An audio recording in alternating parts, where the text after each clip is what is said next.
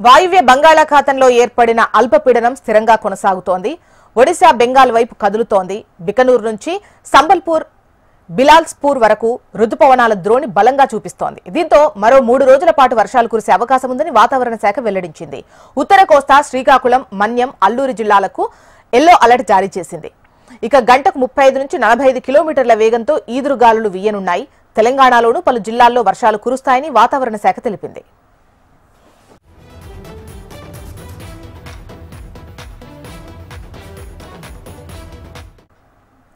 వాయువ్య బంగాళాఖాతంలో ఏర్పడిన అల్పపీడనం స్థిరంగా కొనసాగుతోంది. ఒడిశా బెంగాల్ వైపు కదులుతోంది.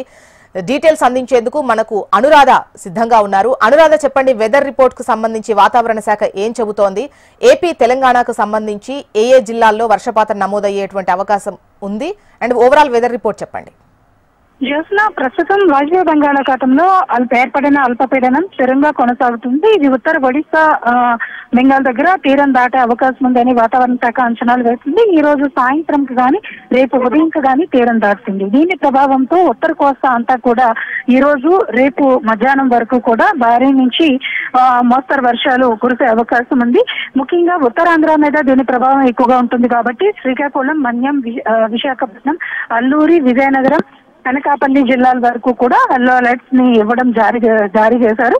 మిగిలిన అన్ని ప్రాంతాల్లోనే మోస్తరు నుంచి తేలికపాటి వర్షాలు ఏపీలో మరొక 2 రోజుల పాటు ఉండే అవకాశం ఉంది. అయితే బెంగళూరు నుంచి బిలాస్పూర్ వరకు కూడా ఆ ప్రాంతంలో ఉపరితల ద్రోణి కూడా కొనసాగుతూ ఉంది. అయితే మిగిలిన ఈ ప్రాంతాలతో పాటు తెలంగాణలో కూడా కొన్ని జిల్లాల మీద ఈ అల్పపీడన ప్రభావం, ఉపరితల ద్రోణి ప్రభావం ఉంటుంది. తెలంగాణలో కూడా కొన్ని జిల్లాల్లో భారీ నుంచి మోస్తరు వర్షాలు కురుస్తాయి. మిగిలిన చోట్ల తేలికపాటి వర్షాలు కురిసే అవకాశం ఉందని వాతావరణ శాఖ తెలిపింది. 2 రోజుల పాటు ఏపీలో మాత్రం ఉత్తర కోస్తా జిల్లాల్లో కొంత భారీ వర్షాలు కురిసే అవకాశం ఉంది. మిగిలిన అన్ని ప్రాంతాల్లోని కూడా తేలికపాటి వర్షాలు కురుస్తాయి. ఉత్తరాంధ్ర తీర ప్రాంతాల దగ్గర మత్స్యకారులు అనేవి కొనసాగుతూనే ఉన్నాయి. మరొక 3 రోజుల పాటు మత్స్యకారులు అప్రమత్తంగా ఉండాలని వాతావరణ శాఖ సూచనలు జారీ చేసింది. చూస్తున్నాం. రైట్ అనురాధ, వెదర్ అప్డేట్ కోసం మళ్ళీ సంప్రదిస్తాం.